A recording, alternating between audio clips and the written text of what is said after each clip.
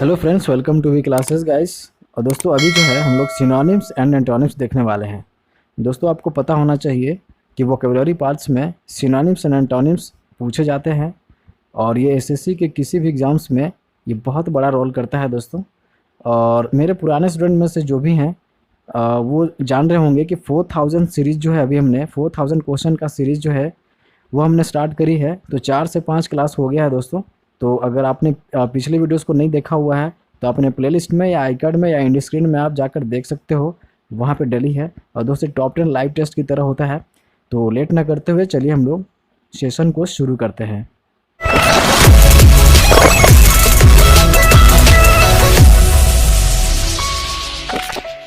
और दोस्तों जो भी मेरे चैनल पे नए हैं वो लाइक शेयर सब्सक्राइब कर सकते हैं दोस्तों, ठीक है। और आपको दोस्तों शेयर कर देना है व्हाट्सएप पे, फेसबुक पे और इंस्टाग्राम पे, आपको जो है शेयर कर देना है। तो चलिए हम लोग पहले क्वेश्चन से शुरू करते हैं। Out of the 4 alternatives choose the one which best expresses the meaning of the given word. दोस्तों आपको सिनोनिम्स बताना है, ठीक है। और पहला क्वेश्चन जो है पोएग्नेंट, पोएग्नेंट का सिनोनिम्स बताना है अपने को दोस्तों, ठीक है। और पहली बात तो ये है कि ये एडजेक्टिव है। और अगर नज़र डालते हैं ऑप्शन को पहले देख लेते हैं। शॉवी, सैड, सिल्ली, स्नोबिश। तो पहले तो अपन क्या करते हैं कि पोएग्नेंट, इसका हिंदी जान लेते हैं दोस्तों, ठीक है। इसका मतलब क्या होता है? तो इसका मतलब होता है, पोएग्नेंट का मतलब होता है मार्मिक या तीखा, ठीक है। मार्मिक, मार्मिक या तीखा, ओके, ठीक है। अब ऑप्शन की बात करते हैं तो शॉवी, शॉवी का मतलब होता है दिखावट, है ना, दिखावटी, ओके, दिखावटी, प्रभावशाली, शानदार, ठीक है, शॉवी का मतलब। और सैड का मतलब आप जानते हो उदास होता है। सिल्ली का बताना है, सिल्ली जो है इसका मतलब होता है मूर्खतापूर्वक, है ना, मूर्खतापूर्वक या मूढ़, मूढ़ आदमी आपने सुना होगा, मूढ़, ओके। स्नोबिश, स्नोबिश का मतलब होता है असभ्य के समान, ओके, असभ्य के समान, दैट मीन्स असभ्य लाइक दैट। तो स्नोबिश। तो ऑप्शन क्या रहने वाला है? तो राइट ऑप्शन जो रहने वाला है वो सेकेंड ऑप्शन रहने वाला है, बी ऑप्शन रहने वाला है। तो दोस्तों right option will B second option of this question, sad. Sad का मतलब होता है उदास, ओके। और प्रेग्नेंट का मतलब होता है मार्मिक या तीखा, ओके, मार्मिक या तीखा। तो आप बोल सकते हो कि मार्मिक मतलब वही होता है दोस्तों, उदास होना, ओके। तो सैड का भी वही होता है, दैट मीन्स सिनोनिम्स बताना था अपने को। तो second question, second option is the right answer. दोस्तों बात कर लेते हैं कुछ सिनोनिम्स की, ठीक है। तो प्रेग्नेंट का जो सिनोनिम्स है दोस्तों, इस पर आपको फोकस कर लेना है थोड़ी सी। विटल, मूविंग, स्कैल्डिंग, स्पाइसी और एक्टिव। तो ये जो है सिनोनिम्स होते हैं प्रेग्नेंट के। तो चलते हैं हम लोग नेक्स्ट क्वेश्चन की ओर। और सेकंड क्वेश्चन बोलता है दोस्तों ऑडेसियस। ऑडेसियस का जो है अपने को सिनोनिम्स बताना है, ठीक है। पहले हम लोग जान लेते हैं कि ऑडेसियस का मतलब क्या होता है। इसका जो मतलब होता है साहसी होता है, ठीक है, साहसी होता है, निर्भीक होता है, ढीठ होता है, ठीक है ना, ढीठ, ओके, ढीठ बोल सकते हो। ऑप्शन पे नज़र डालते हैं तो ब्रिलियंट, पावरफुल, बोल्ड और फ्रेटेनिंग। तो दोस्तों आपको क्या लगता है ऑप्शन कौन सा राइट रहने वाला है? तो मेरे ख्याल से इसमें जो है सिनोनिम्स बोल्ड रहने वाला है दोस्तों, ठीक है। Third option will be right answer of this question, bold. Audacious का जो सिनोनिम्स होगा वो बोल्ड होगा दोस्तों। बोल्ड, देखिए ऑडिसियस का मतलब तो आपको पता है कि साहसी होता है, ढीठ होता है। बोल्ड का भी मतलब यही होता है, साहसिक या निर्भीक, ठीक है, साहसी या निर्भीक होता है दोस्तों, ठीक है। अब बात करते हैं कि ब्रिलियंट का। तो ब्रिलियंट का मतलब होता है प्रतिभाशाली, ओके, प्रतिभाशाली आपने सुना होगा, मेधावी छात्र, ठीक है। पावरफुल का मतलब शक्तिशाली, आप समझते हो। फ्रिटेनिंग, फ्रिटेनिंग का मतलब होता है भयावह, ओके, भयावह, भयावह चेहरा, आपने सुना है ना, ठीक है। चलिए तो right option will B third option. देख लेते हैं आप सिनोनिम्स, इसकी सिनोनिम्स की बात कर लेते हैं दोस्तों, ठीक है। तो इसकी सिनोनिम्स की बात कर लेते हैं। तो ऑडेसियस का, तो इसका जो हो जाएगा डेयरिंग हो जाएगा, ओके, एडवेंचरस हो जाएगा, ब्रेव हो जाएगा, बोल्ड हो जाएगा और हार्डी, ओके। तो ऑडेसियस का सिनोनिम्स ये है। चलिए अब नेक्स्ट क्वेश्चन की ओर बढ़ते हैं दोस्तों। नेक्स्ट क्वेश्चन देख लेते हैं, third question, okay. Third question क्या है? पेरिलस। पेरिलस जो है वो एडजेक्टिव है, पहली बात तो ये है। पेरिलस का क्या मतलब होता है, मैं आपको ये बताना चाहता हूँ। देखिए, इसका मतलब होता है जोखिम या खतरनाक। ठीक है, जोखिम, जोखिम या खतरनाक। ओके, अब बात करते हैं दोस्तों, ऑप्शन पे नज़र डालते हैं। तो जो फर्स्ट ऑप्शन है हैजार्डस, रिंगरस, रेसिलिएंट, रिक्वेसाइट। ओके, तो राइट ऑप्शन क्या रहने वाला है? तो मैं जो हूँ आपको पहले राइट ऑप्शन बता देता हूँ। First option hazards. ठीक है, हैजार्डस का मतलब होता है इसका मतलब होता है खतरनाक। ओके, इसी का मतलब होता है खतरनाक। ठीक है, तो पेरिलस का मतलब होता था जोखिम और खतरनाक। तो second first option will be right answer of this question. ठीक है, हैजार्डस। बात करते हैं रिंगरस का। इसका मतलब होता है कठिन। ओके, इसका मतलब होता है कठिन या कठोर। Okay, okay. रेसिलिएंट, रेसिलिएंट का मतलब होता है लचीला या लचकदार। ओके, लचीला या लचकदार। ओके, और बात करते हैं रिक्वेसाइट का। तो इसका जो मतलब होता है अपेक्षित या आवश्यक। ओके, अपेक्षित या आवश्यक। ठीक है, आपको पता होना चाहिए। तो first option will be right answer. चलिए हम लोग नेक्स्ट क्वेश्चन देख लेते हैं। और दोस्तों अभी जो है इसका सिनोनिम्स देख लेते हैं। ठीक है, पेरिलस का जो सिनोनिम्स होता है दोस्तों, डेंजरस, पेरिलस और पैरलस। ठीक है, ये पेरिलस होता है और एक पैरलस होता है। ठीक है, तो आपको याद रखना है। चलिए नेक्स्ट क्वेश्चन कर लेते हैं, फोर्थ क्वेश्चन। देखिए फोर्थ क्वेश्चन में है रेवरी। रेवरी जो है दोस्तों ये नाउन है पहली बात तो, और इसका मतलब होता है, इसका मतलब होता है भावना, भावना या सपना, ध्यान। ठीक है, इसका जो मतलब होता है आप कह सकते हो भावना, भावना हो गया। ओके, सपना, ध्यान, ध्यान जो कंसंट्रेशन, जो समझ रहे हो ना, ध्यान केंद्रित करना। तो भावना, सपना, ये जो है ये अलग चीज़ें हैं। और बात करते हैं दोस्तों ऑप्शन की, तो डिटर्मिनेशन, डे ड्रीम, रियलिटी और रियलाइजेशन। तो इसका जो राइट आंसर होने वाला है वो second option. Second option will be right answer of this question, day dream. दोस्तों डे ड्रीम का मतलब होता है, इसका मतलब होता है कि सपना या कल्पना। ओके, सपना या कल्पना। ठीक है, आपको पता होना चाहिए। ओके, तो अब बात करते हैं, ऑप्शन को बारी बारी से देख लेते हैं दोस्तों। ठीक है, डिटर्मिनेशन, डिटर्मिनेशन का क्या मतलब होता है? इसका मतलब होता है दृढ़ निश्चय। ओके, दृढ़ निश्चय। ठीक है, और बात करते हैं रियलिटी का। तो रियलिटी का मतलब तो आपको पता होना चाहिए, वास्तविकता होता है। चलिए, ये तो इम्पोर्टेंट नहीं करता है रियलिटी। रियलाइजेशन तो आपको पता होगा, एहसास या अनुभूति। आपको पता होना चाहिए रियलाइजेशन का मतलब एहसास या अनुभूति, आपको पता है। ठीक है, तो राइट ऑप्शन कौन सा रहने वाला था? Day dream. तो रेवरी का जो सिनोनिम्स हो जाएगा दोस्तों वो डे ड्रीम हो जाएगा। ठीक है, अब बात करते हैं इसकी सिनोनिम्स का दोस्तों। ठीक है, रेवरी का जो है, रेवरी का जो है सिनोनिम्स क्या हो जाएगा? तो इसका जो इमोशन होगा, सेंसेशन हो जाएगा और रिफ्लेक्शन हो जाएगा। ठीक है दोस्तों, चलिए हम लोग नेक्स्ट क्वेश्चन देख लेते हैं। और नेक्स्ट क्वेश्चन में जो है वो अप्रेस। ओके, अप्रेस पूछा गया है दोस्तों। ठीक है, अप्रेस का सिनोनिम्स बताना है आपको, और ये जो है वो वर्ब है। अप्रेस का क्या मतलब होता है? तो देखिए अप्रेस का जो मतलब होता है वो होता है मूल्यांकन करना। ओके, तो इसका मतलब जो होता है मूल्यांकन, मूल्यांकन करना। ओके, ठीक है। अब बात करते हैं अक्यूज। अक्यूज जो है इसका मतलब होता है कि आरोप या दोष लगाना। ठीक है, आरोप, आरोप ठहराना, आरोपी ठहराना या दोष लगाना। ठीक है, दोष लगाना। ओके, बात करते हैं प्रेज। प्रेज का मतलब होता है प्रशंसा। ओके, प्रशंसा, बड़ाई। ठीक है, शाबाशी। ठीक है, अप्रिसिएट, अप्रिसिएट जो होता है दोस्तों इसका मतलब होता है सराहना करना किसी का। ठीक है, सराहना करना या गुण, गुण गाना, गुण गुण पहचानना। ठीक है, गुण पहचानना आप बोल सकते हो। और जज का मतलब होता है, जज का मतलब होता है आंकना। ठीक है, आंकना या मूल्यांकन करना। ठीक है, तो इसका जो राइट ऑप्शन होने वाला है दोस्तों वो फोर्थ ऑप्शन होने वाला है, जज। ओके, तो जज जो क्या है दोस्तों, इसका मतलब होता है मूल्यांकन करना या आंकना। ठीक है, मूल्यांकन करना या आंकना। इसका मतलब न्यायाधीश भी होता है दोस्तों। ठीक है, न्यायाधीश, उनका भी काम यही होता है कि आंकना और मूल्यांकन करना किसी भी क्रिमिनल या केसेस जो जिस हिसाब से आते हैं उनके उनके लिए आंकना। ठीक है, मूल्यांकन करना। तो वो जज का भी यही काम होता है, तो इसका मतलब ये है। और तो दोस्तों अप्रेस का जो मतलब था, अप्रेस का वही मतलब था मूल्यांकन करना। ओके, तो इसका राइट ऑप्शन कौन सा हो जाएगा? Fourth option. बात करते हैं अक्यूज। अक्यूज का मतलब होता है कि आरोप लगाना। अभी हमने बताया, प्रेज का मतलब बताया, अप्रिशिएट का मतलब बता दिया। तो चलिए हम लोग स्टार्ट करते हैं। और दोस्तों ये सिनोनिम्स देख लेते हैं इसका, ठीक है। अप्रेज का सिनोनिम्स देख लेते हैं दोस्तों, ठीक है। इवेल्यूएट होगा, ठीक है, अंडर वैल्यू होगा, जज होगा, डिफाइन होगा और एसेस होगा, ठीक है दोस्तों। तो ये हो जाएंगे दोस्तों आपका सिनोनिम्स अप्रेज का। चलिए स्टार्ट करते हैं और 6 क्वेश्चन देख लेते हैं। अब 6 में है एंटोनिम्स बताना है अपने को दोस्तों, ठीक है। Out of the 4 alternative choose the word opposite in meaning to the given word. तो क्या आपने को बताना है, एंटोनिम्स बताना है दोस्तों, ठीक है, एंटोनिम्स।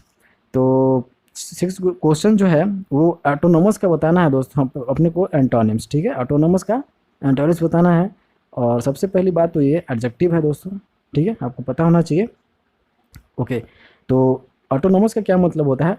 तो इसका मतलब ये होता है स्वायत्त शासी, ओके, स्वराज के अधीन, आपने सुना होगा। तो स्वायत्त शासी, ओके, ओके, स्वायत्त शासी। तो ऑप्शन पे नज़र डालते हैं self government, okay, dependent, defensive और न्यूट्रल। तो इसका जो राइट ऑप्शन होने वाला है वो बी ऑप्शन होने वाला है। B option will be right answer of this question, dependent. Okay, dependent का मतलब होता है दोस्तों, इसी का मतलब होता है कि आश्रित होना, अधीन होना, निर्भर होना किसी पे, ठीक है। आश्रित है ना, या निर्भर होना, ठीक है, किसी पे। तो कहने का मतलब है कि स्वायत्त शासी जो है क्या होता है, स्वायत्त शासी क्या होता है, ऑटोनोमस क्या होता है, एक खुद का शासन हो, है ना, और स्वराज के अधीन हो, तो इसको क्या बोलते हैं, ऑटोनोमस। लेकिन अगर अगर डिपेंडेंट का मतलब होता है कि आश्रित या निर्भर, तो ये क्या हो गया दोस्तों, ये स्वायत्त शासी का एंटोनिम्स हो गया, ठीक है। किसी भी चीज़ पर डिपेंड हो जाना किसी पे, और स्वायत्त शासी जो खुद का राज हो, खुद से हम शासन करें, खुद से उसको चलाएं, ऑटोनोमस उसी को बोलते हैं। तो डिपेंडेंट जो है वो एंटोनिम्स हो जाएगा दोस्तों, ठीक है। ओके, तो अब जो बात करते हैं दोस्तों ऑप्शन पे नज़र डालते हैं सेल्फ गवर्नमेंट का। तो देखिए सेल्फ गवर्नमेंट का मतलब होता है कि स्वशासन, है ना। स्वशासन आपने सुना होगा, तो स्वशासन आपको याद रखना है, स्वशासन, खुद का शासन। डिपेंडेंट तो आपको हमने बता दिया। डिफेंसिव, डिफेंसिव का मतलब होता है बचाव या रक्षा करना, आपको पता है, बचाव या रक्षा करना पता होना चाहिए। न्यूट्रल का मतलब होता है तटस्थ, ओके, तटस्थ, तटस्थ होना या उदासीन, इसी को बोलते हैं दोस्तों उदासीन, ठीक है। ओके, तो राइट ऑप्शन कौन सा है दोस्तों, तो बी ऑप्शन, ठीक है। चलिए नेक्स्ट क्वेश्चन की ओर बढ़ते हैं हम लोग। और दोस्तों कुछ एंटोनिम्स जान लेते हैं। देखिए बात करते हैं एंटोनिम्स की। तो ये ऑटोनोमस का जो एंटोनिम्स होगा दोस्तों वो सॉवरेन हो जाएगा और सेल्फ गवर्निंग हो जाएगा दोस्तों, ठीक है, बस याद रखना है। चलिए नेक्स्ट क्वेश्चन की ओर बढ़ते हैं दोस्तों। नेक्स्ट क्वेश्चन है डिसिटफुल। डिसिटफुल जो है दोस्तों ये एडजेक्टिव है, ओके, और इसका जो मतलब होता है छल कपटी, है ना, या धोखेबाज, है ना। तो इसका मतलब होता है कि छल या कपटी, ओके, धोखेबाज, ये आपको पता होना चाहिए, ठीक है। ऑप्शन पे नज़र डालते हैं sincere, useful, plain, honest. Okay, तो इसका जो राइट आंसर रहने वाला है ऑनेस्ट रहने वाला है दोस्तों, ऑनेस्ट, ओके, ऑनेस्ट रहने वाला है। ऑनेस्ट का मतलब होता है ईमानदार। ऑनेस्ट का क्या मतलब होता है, ईमानदार, ओके। तो right option will B fourth option of this question, honest. अब बात कर लेते हैं सिंसियर। सिंसियर का मतलब भी होता है दोस्तों ईमानदार, ओके। और यूज़फुल, यूज़फुल का क्या मतलब होता है, तो उपयोगी, है ना, या सहायक, आपको पता होना चाहिए। उपयोगी या सहायक आपको पता होना चाहिए। और प्लेन का मतलब होता है कि फील्ड, फील्ड आपने सुना, मैदान, समतल भूमि, मैदान, समतल भूमि, फील्ड, ठीक है, फील्ड बोलते हैं, इसका सिनोनिम्स हो जाएगा प्लेन का। तो दोस्तों राइट आंसर कौन सा रहने वाला था, तो ऑनेस्ट, ईमानदार हो जाएगा दोस्तों, ठीक है। तो ये जो है छल कपटी और धोखेबाज का मतलब ऑनेस्ट जो है, ईमानदार जो है, ये सटीक बैठता है दोस्तों। Right option will B fourth option of this question. तो चलिए हम लोग एंटोनिम्स कुछ जान लेते हैं दोस्तों डिसिटफुल का, ओके।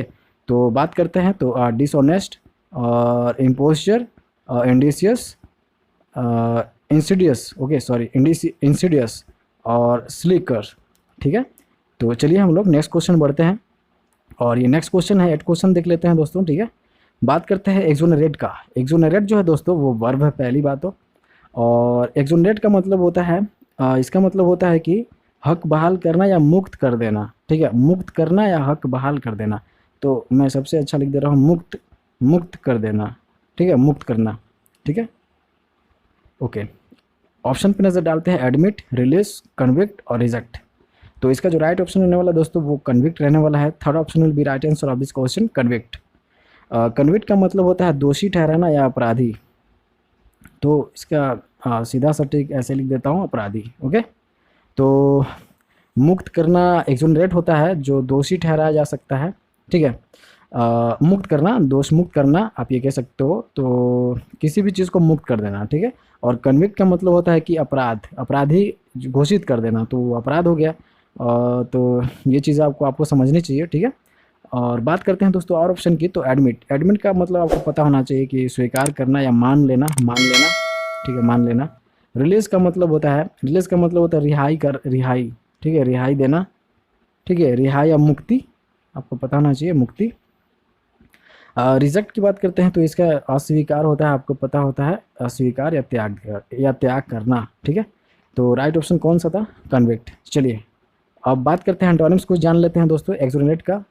एक्सोनेट का जो एंटोनिम्स है वो एग्जेम्प्ट है, ठीक है, एक्सकल्पेट है, एक्वाइट है और डिस्पेंस है दोस्तों। ठीक है, तो बस चलिए नेक्स्ट क्वेश्चन देख लेते हैं दोस्तों। नेक्स्ट क्वेश्चन में है, 9th क्वेश्चन में है एग्जीग्रेट। एग्जीग्रेट जो है दोस्तों ये वर्ब है, और एग्जीग्रेट का क्या मतलब होता है, इसका मतलब होता है कि विस्तृत रूप से वर्णन करना, किसी भी चीज़ को वर्णन करना। ठीक है, वर्णन करना विस्तृत रूप से। ठीक है, ठीक है, ऑप्शन पे नज़र डालते हैं, under right, under set, ignore या कॉन्डेम्ड।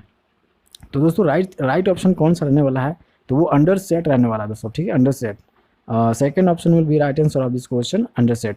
इसका मतलब होता है कि नीचा दिखाना। ठीक है, इसका मतलब होता है नीचा दिखाना, नीचा दिखाना। और एग्जीग्रेट का मतलब होता है वर्णन करना। ठीक है, तो विस्तृत रूप से वर्णन करना। और अंडरसेट का मतलब होता है नीचा दिखाना। तो नीचा दिखाना कहने का मतलब है कि आपको उस चीज़ को ब्रीफ तरीके से किसी चीज़ को डिफाइन करना, मतलब कि उसको नीचा दिखाया जा रहा है, किसी भी चीज़ को वर्णन करने नहीं दिया जा रहा। तो इस चीज़ को हम लोग अपोजिट जो है वो अंडरसेट हो जाएगा। ठीक है दोस्तों, और अब बात करते हैं अंडर राइट। ठीक है, अंडर राइट का जो है इसका मतलब होता है दोस्तों बीमा करना या दस्तखत करना। ठीक है, अंडर राइट का आप ये कह सकते हो दस्तखत करना।